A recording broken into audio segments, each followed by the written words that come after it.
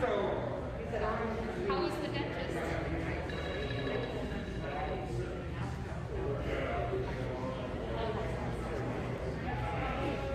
You look so nice. What's up? That's the first time I've seen you off the softball field. I owe you big time, buddy.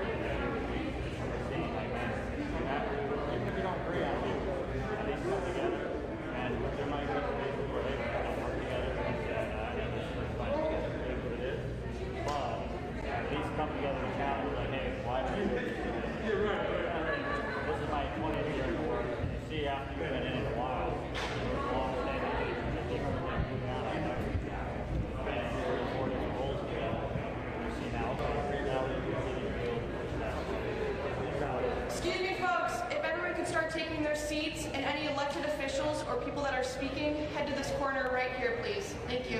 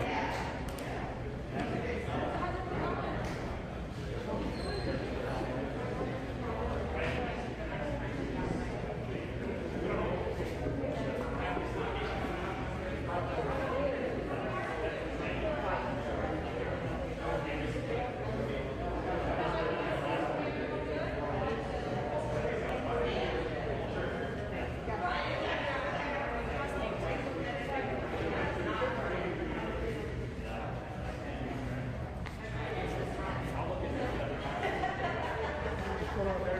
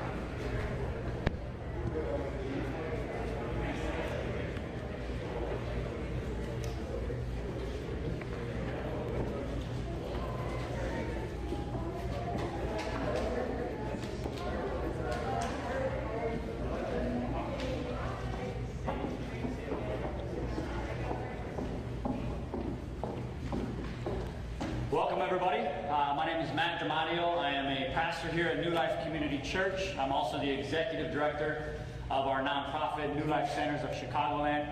Welcome to Little Village. You're in the greatest neighborhood in the city. We're glad you're here. I've lived here for 20 years. My wife and 3 kids. Love Little Village. New Life here is a nonprofit doing youth and community development through 5 areas: mentoring, after-school education, sports, street outreach, and food distribution. And if you saw the chaos outside right now, we've actually, when COVID hit, pre-COVID, we were feeding about 100 families a week. And now, as COVID has come through, we now feed 6,000 families per week and over 30,000 people. So the beauty is, well, my favorite part of all of it, if you go outside and see, it's all led by young people. 18 to 24 are running the show, are leading the way. And we believe that the answers for our community's challenges come from the neighborhood. We need to raise and empower our young people to lead the way. And so that's what we spend our life, our heart to do. And so we're really excited to do that. It's been great. Many of my strongest partners are here, and so we're really excited. IDJJ, we've been working with Department of Juvenile Justice for the last many years. We've been helping with gang mediations and conflict mediation in the Chicago facility, and for the last about 2 years we've been in the St. Charles facility working to build peace, community, and walk with young people. Our goal is that when they come out, we catch them and we keep them home and point them to something positive for the future. And so really glad you're here. Thanks to our many partners, IDJJ, Greater Chicago Food Depository, New Life Community Church. I wore this shirt, and you can see on the back, this is our theme for the year. We made it up in January not knowing this is more important than ever this year. We have to come together. We have to come together across dividing lines because we're facing 3 pandemics. The pandemic of COVID-19, the pandemic of racism and white supremacy, and the pandemic of violence. And we need everybody to battle these pandemics. And so it's my great pleasure to introduce a great friend. We've been in the battle together for a while. We've been in all different roles together, but really excited to introduce the Lieutenant Governor, Juliana. Come on up.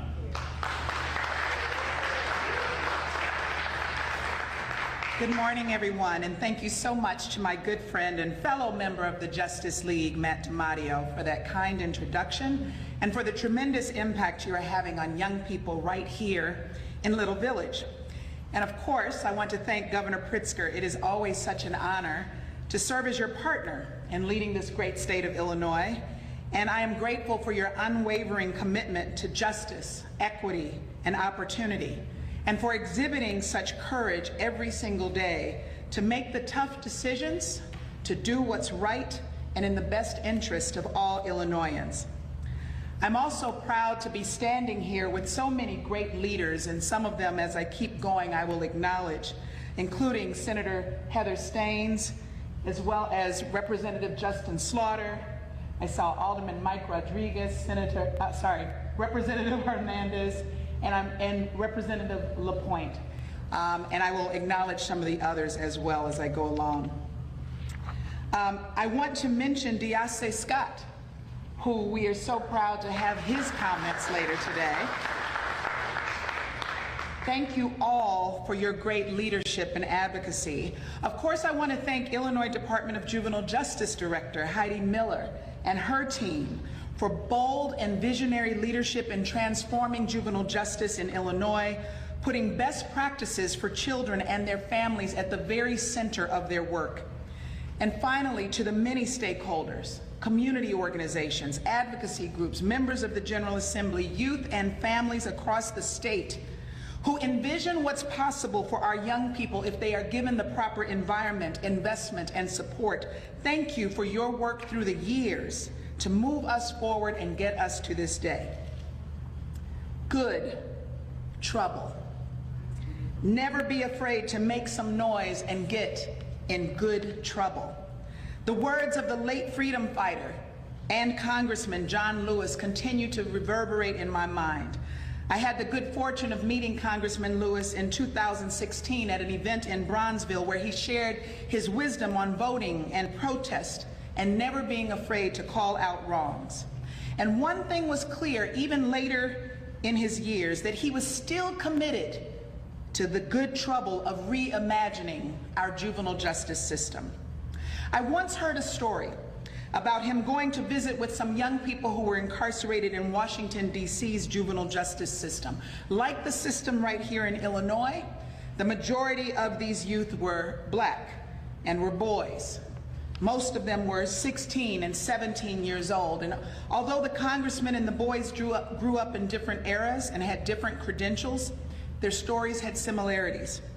They had grown up in impoverished communities of color, and they talked about their encounters with the system when they were young. And who better than the congressman to have empathy?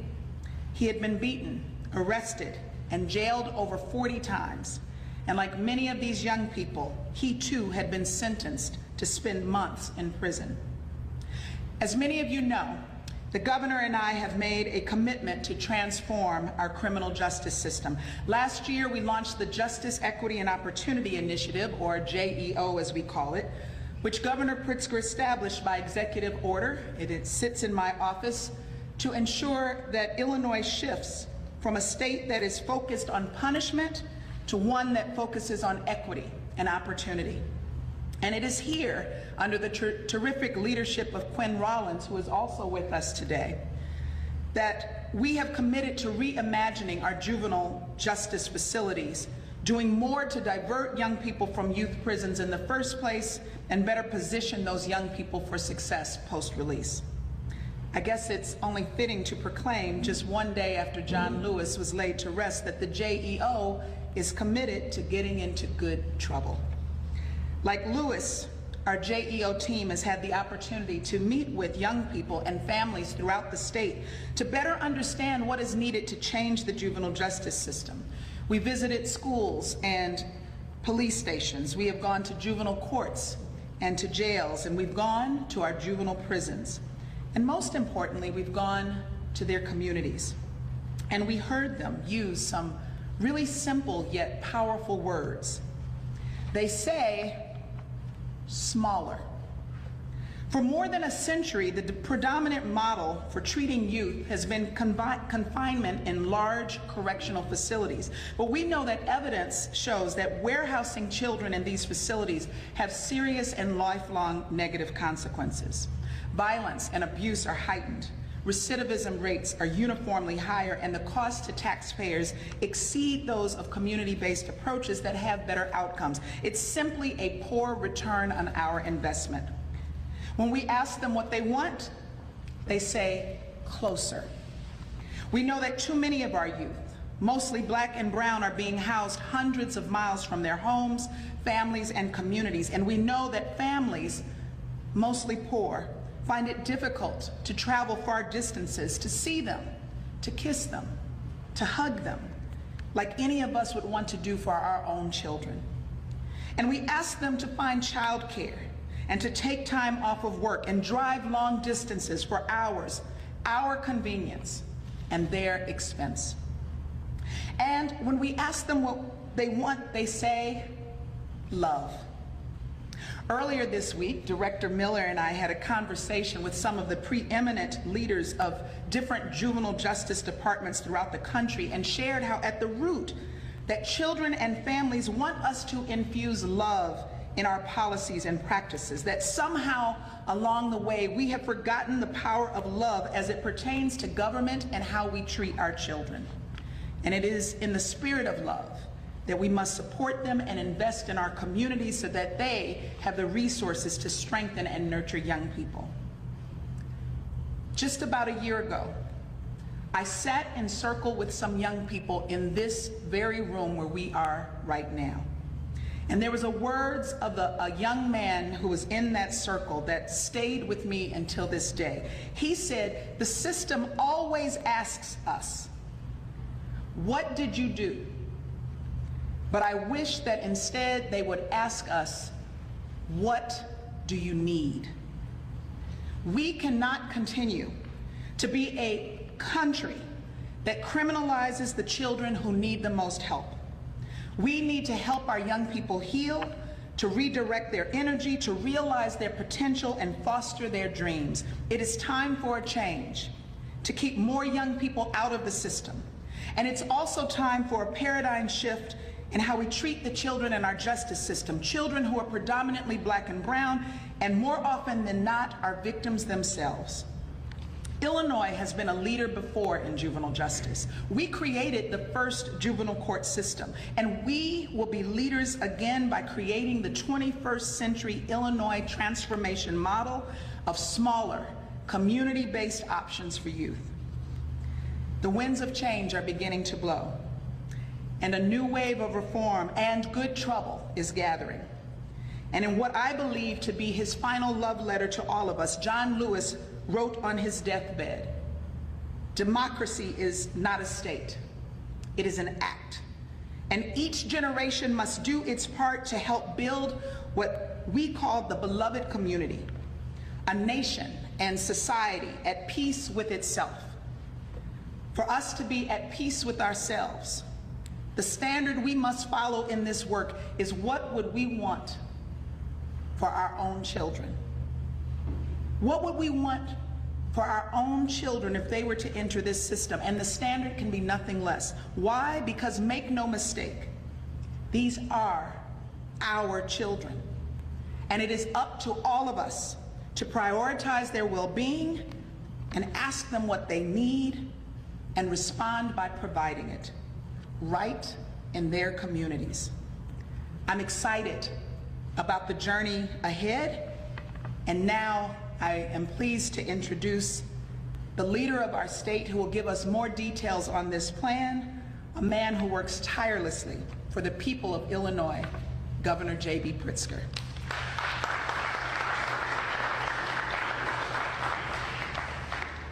Well, thank you so much, Juliana, not only for the very, very kind introduction, but also, more importantly, for the work that you do for the people of Illinois. And I can't think of a better way to pay tribute to you than to recall those words of John Lewis's. Good trouble, good trouble. Our state is stronger because of the work that Juliana does, not only with justice, equity, and opportunity, but in so many other ways. And it's on display today as we present our new vision for the Department of Juvenile Justice. Here's the simple truth. Our current criminal justice system is too punitive and it's too ineffective at fulfilling its purpose, keeping Illinois families safe. That means all of our families, no matter where they live, no matter what their income level is, no matter what the color of their skin. Juvenile justice facilities all around the nation were built on an antiquated theory of juvenile incarceration. Large, stark, razor-wired, warehouse-like facilities built far away from the homes and families of the children who will eventually return to their communities. Think about that. The facilities that should, in theory, be nurturing children and rehabilitating them in their adolescence instead exacerbate trauma, interfere with their family relationships, and create a culture of instability and violence. And in yet another example of systemic discrimination, the criminal justice system sends a disproportionate number of young people of color into the system. Black children, who make up just 15% of Illinois' total youth population, make up more than 70% of the kids in DJJ facilities. The most important point, though, is this. The 150-year-old punitive model simply doesn't fulfill its mission. On average, between 2010 and 2018, 55% of kids released by the DJJ system returned to the DJJ system. An essential tenet of good government is recognizing the need to change the laws and the systems that have failed the people that they serve. And it means doing everything in our power to reverse the tide. It's in that spirit that Lieutenant Governor Stratton, DJJ Director Heidi Mueller, and I are here today to announce the 21st Century Illinois Transformative Model, a nation-leading restorative justice plan that will completely overhaul the state's juvenile justice system in the next 4 years.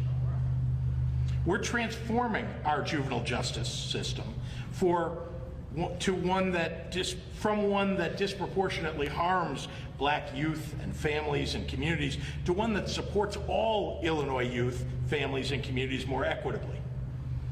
Under the plan, we will transition residents to smaller therapeutic residential centers in the region where these young people come from, invest significantly in community wraparound support and intervention services for justice-involved youth, and increase financial support for victim services, predominantly in communities that are disproportionately impacted by violence.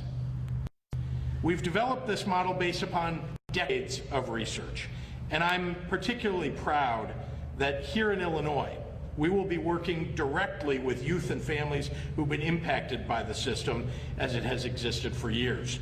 Already under my administration and with the outstanding leadership of its director, the Department of Juvenile Justice has reduced the total number of youth in care from 282 in January of 2019, when I took office, to 97 on June 30, 2020. But there's so much more that needs to be done. And while I wish that we could undo the injustices of the past or make whole the young lives that were harmed, what we can do is reinvent our path forward. And so we are.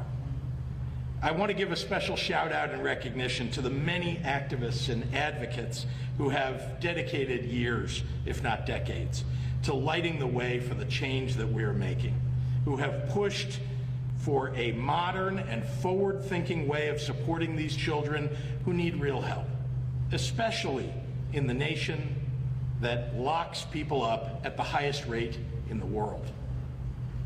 Let me take a moment to highlight just a few of those advocates and activists. First, of course, Matt DeMatteo and the team here at New Life Centers, who operate excellent programs working directly with children, and thank you for hosting us today. Advocates like the Illinois Justice Project, the Northwestern Children and Family Justice Center, the John Howard Association, the ACLU of Illinois, and the Office of Independent Juvenile Ombudsman, who continue, all of them, to push the state toward realizing the system that we all deserve. Community partners like youth advocacy programs and urban life skills, youth outreach services, and Story Catchers Theater, all of whom have been dedicated to working with our youth as they are, and continue to be willing to adapt, evolve, and innovate with us.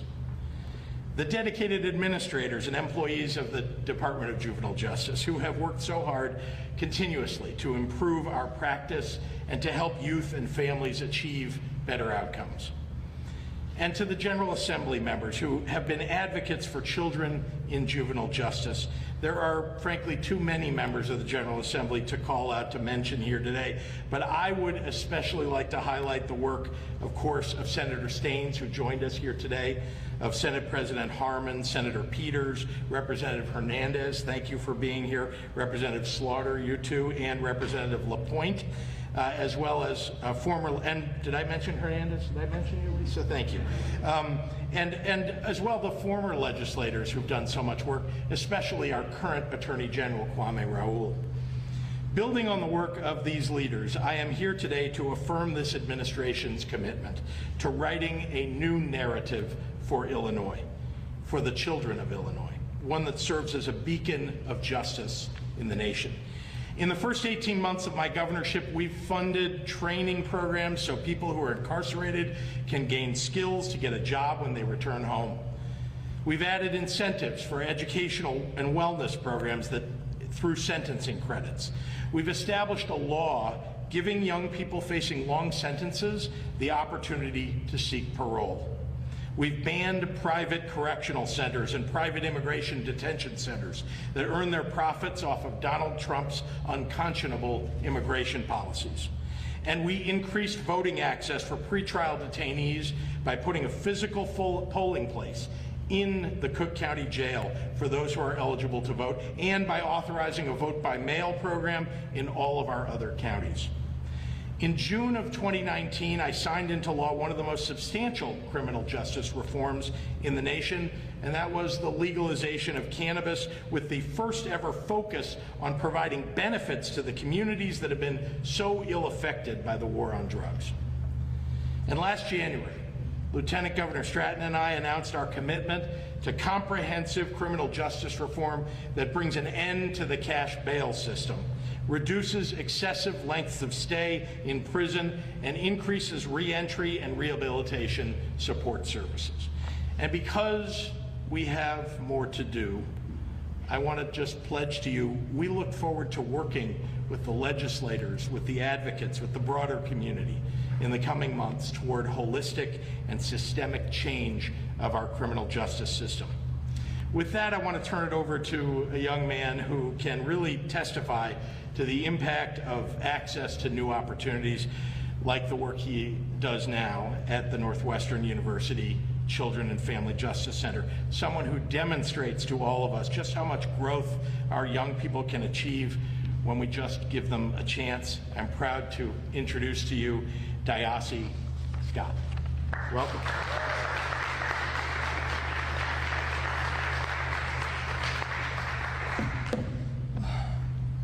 Good morning. My name is Jb Scott. I am 21 years old. And when I was 15, I was charged as an adult for a crime I committed. And I grew up in a very violent neighborhood, but I do not use that as any excuse, because I live with my actions every day. 23 months after I was charged as an adult, I was dropped to a juvenile because of a law which required you to be 16 to be charged as an adult. At the end, to determine whether the new law should apply to me, the victim mother agreed that I should be a juvenile. The words that she said was, "I don't believe we should lose 2 children's lives today." And those words stick with me every day. Because for me to have someone to believe I deserve a second chance at life is a blessing. I served 5 years in 3 different state youth prisons, most of them very far from my family, and was hard for me. When I got out, I was fortunate to become a participant in DJJ's Community-Based Service Youth Advocate Program, better known as YAP. YAP is a community-based alternative to youth incarceration that provides wraparound service to young people like me at home in our communities to better ourselves. YAP helps me with my advocate, Omar, which is with me today. Omar, he helps me, he motivates me a lot. So I wanted to go to NIU, I applied, and I really got accepted, and I'm so happy. But due to coronavirus, I got to attend in school. And so YAP is a program that helps us connect me with support, like education, career, family, and mental health needs. And one of the things that I was connected with when I was incarcerated was Northwestern University, which is focused on reimagining the juvenile justice in Illinois. Through YAP, I also have another job, which is one summer program. I've done that. And I'm involved with Free White, which was another program that was given to me while I was incarcerated. With all my encouragement, I've done a lot of things, and I'm proud to say that I am working to stop reincarceration with youth. But in the meantime, I'm staying focused and on track to avoid reincarceration myself due to coronavirus. And so, by this being said, I am a proud, as a YAP and Northwestern individual who work with them, to say that I want to help and stop reincarceration by youth. And with that being said, I'd like to introduce Director Mule.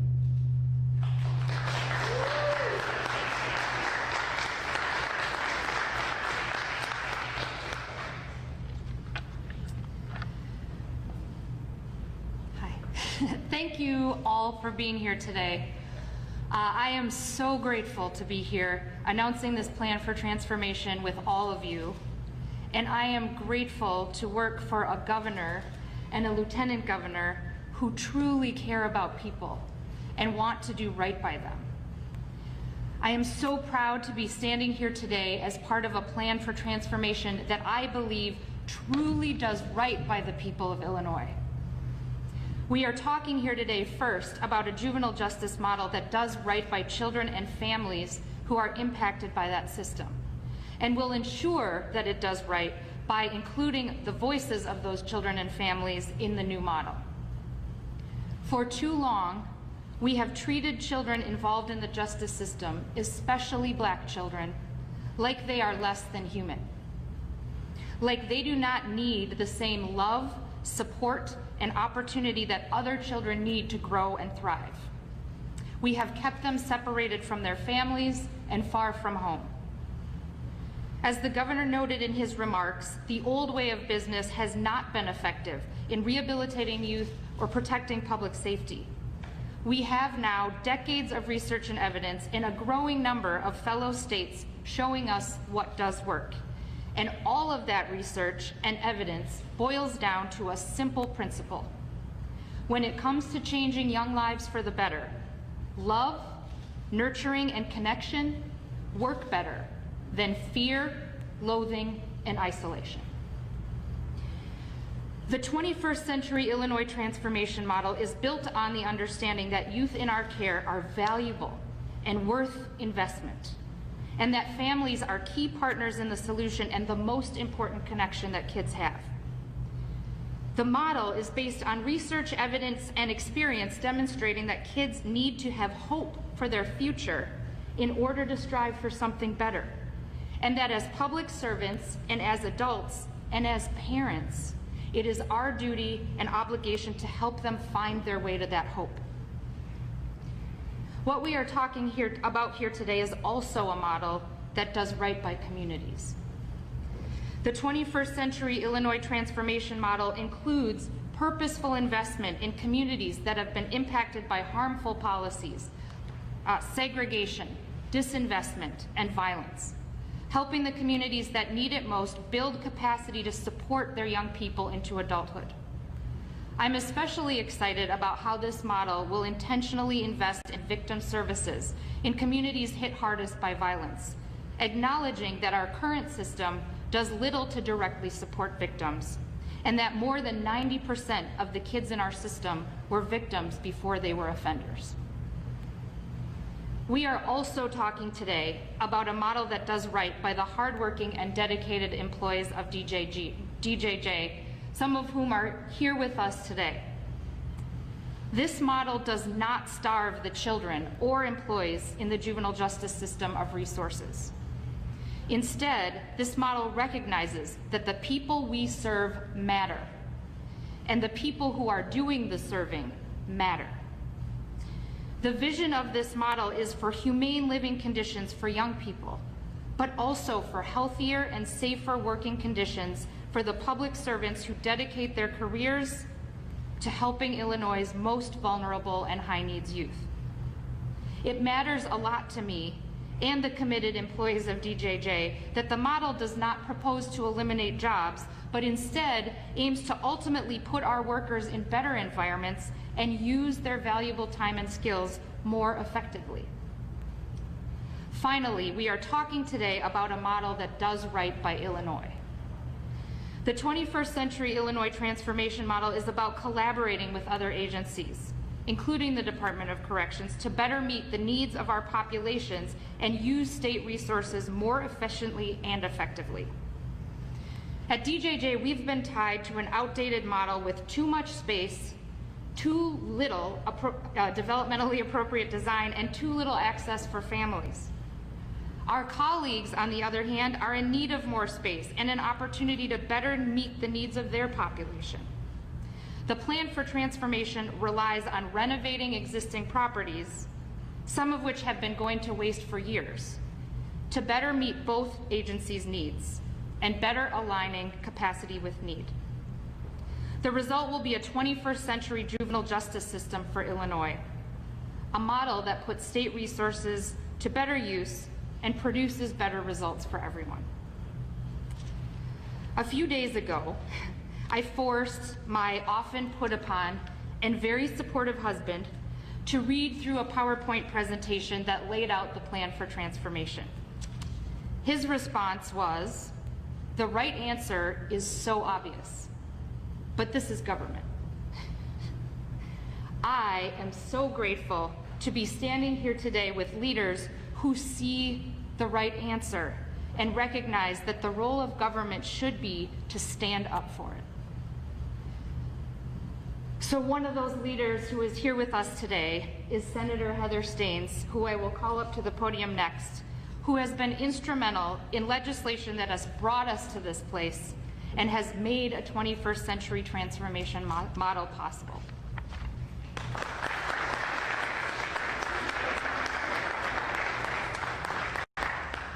I will be very brief. You know, President Obama once said that caring for our children is our first job, that if we don't get that right, we get nothing right. As a society, that's how we're going to be judged.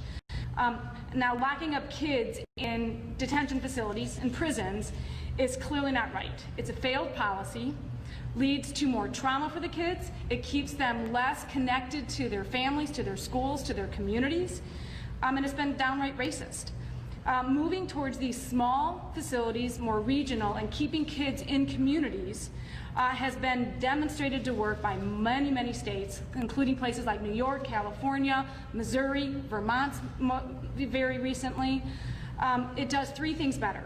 It provides better accountability for kids and helps them actually achieve positive behavioral change much better. It helps dismantle our persistent racist disparities in how we treat youth and helps us more equitably treat people of color. And it has a better return on investment. So I'm going to leave it right there and really just want to thank the director and her whole team, our lieutenant governor and our governor for really taking this incredibly bold step and putting out this marker to do right by our kids. Thank you very much. And I get to now have the honor of introducing Representative Slaughter, who's been working at this all of his career, and more recently also having to do it while juggling little kids at home during the pandemic, which is not easy for any of us. So thank you. Thank you, Senator Staines. Good morning, everyone. State Rep Justin Slaughter. This is great. This is awesome to be here, not just as a current legislator, but a part of the IDJJ team, just as a former Deputy Director of Programs for the agency. Just a little bit of context here. You know, when the state created the Department of Juvenile Justice, we back in 2006, we did this with the understanding that youth are different.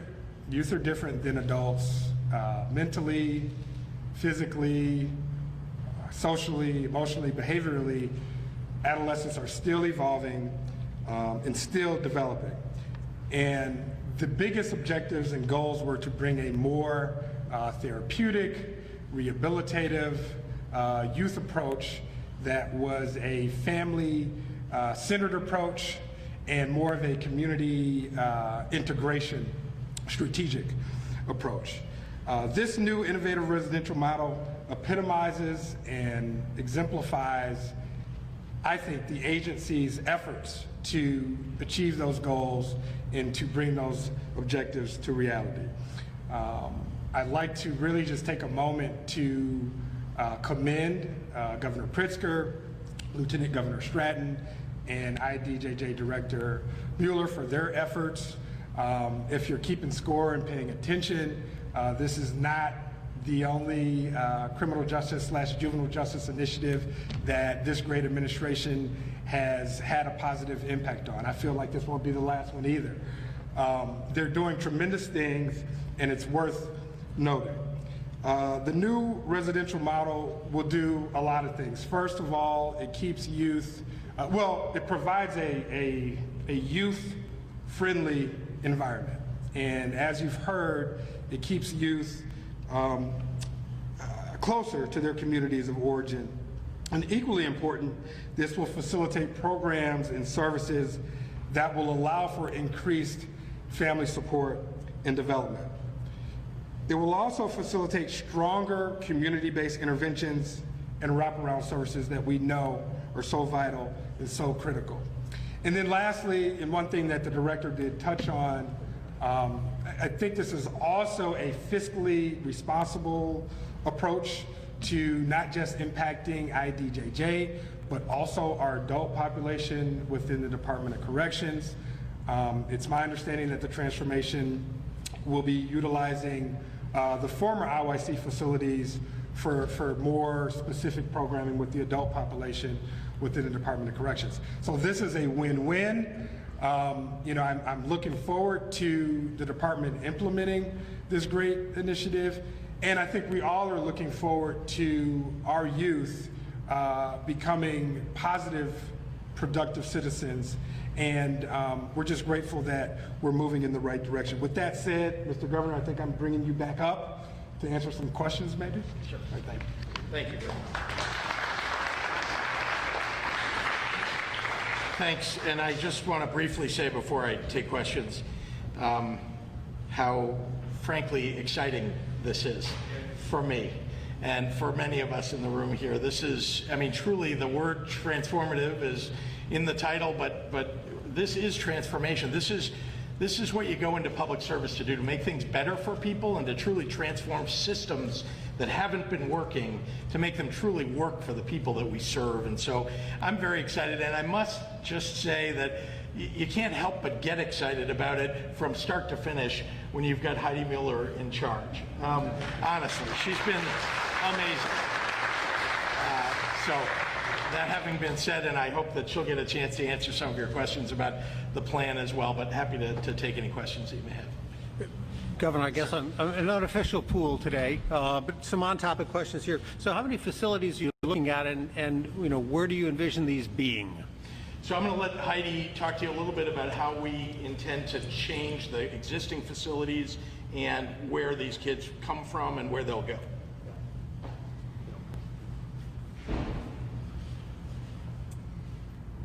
Hello. So the Department of Juvenile Justice currently has 5 facilities located throughout the state. 50% of our youth population comes from the northern region of Illinois, about 40% of our population comes from central Illinois, and about 11% of our population comes from southern Illinois. Currently, our facility locations are pretty much spread between northern and southern Illinois, and we have nothing in central Illinois. Our goal is to make sure that kids are placed in the region that they come from, and so part of the investment will involve investing in some placements in central Illinois so that kids can remain closer to their families there.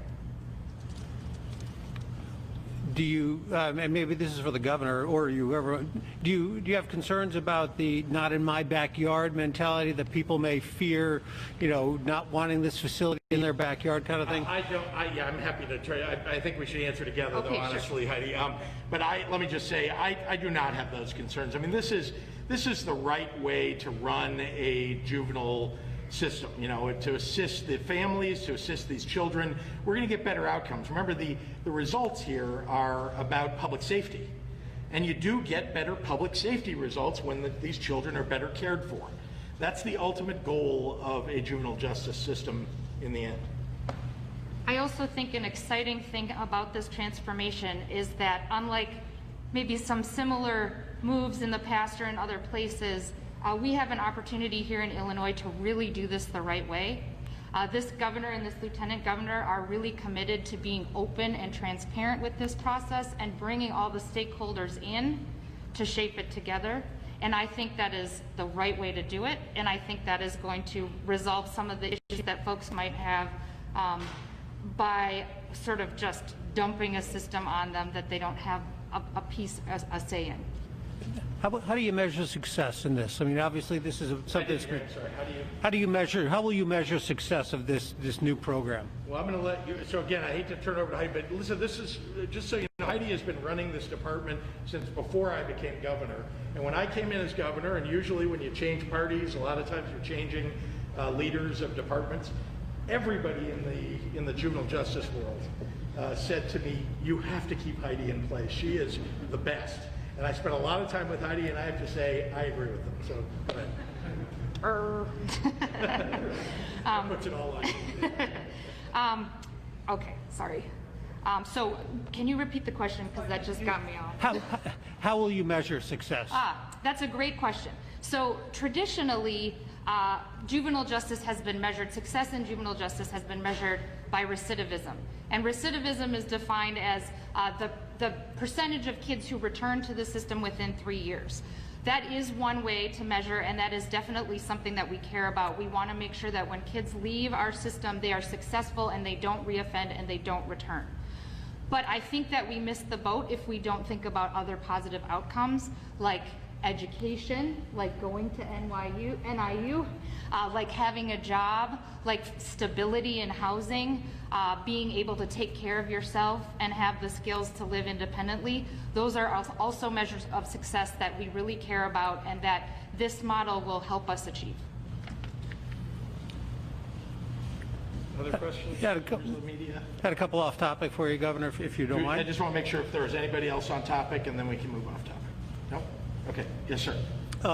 Republican members of Congress today are calling for more transparency in the way that the CARES money is distributed. They point to a report that says Illinois has received $3.5 billion and spent only $500 million, I think is the numbers, 14%. They're asking for more transparency. Can you explain where this money is and Sure. why more has not been spent? Well, the legislature allocated that money in the budget, so it's all transparently in the budget. That's the way it was done here in Illinois. The legislature met in late May to do that, and then the reason that the money hasn't been entirely spent is, of course, we entered a new fiscal year. That's what the budget was that was passed in May was about. So much of that money will be spent in the last half of this calendar year, and is intended to be used, as the legislature has outlined. Yesterday, we heard more calls for Mike Madigan to resign, and he put out a forceful statement last night saying, I will not resign after talking to members of my caucus. Where do you stand on that? And I have a follow-up after that. Sure. He continues to have unanswered questions hanging out there. He needs to stand up and answer those questions. I've said this from the very beginning. I believe that people who serve the public interest, people who get elected to public office, have a duty to be transparent and to live up to the integrity that's demanded by the public for their public service. He needs to stand up and answer these questions because people have serious questions about those things in any public servant that isn't willing to do that. And I've made that clear.